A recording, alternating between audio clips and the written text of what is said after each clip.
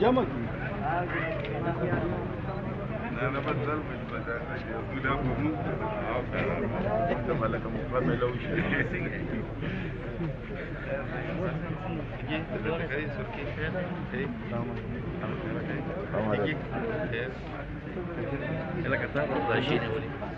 مقدرين بغير كارك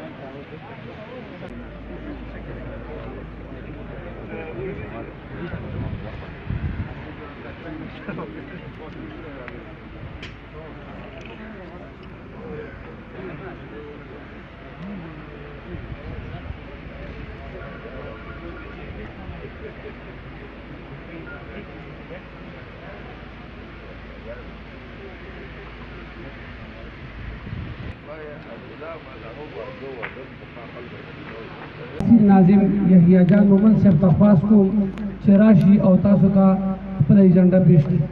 یحیی جان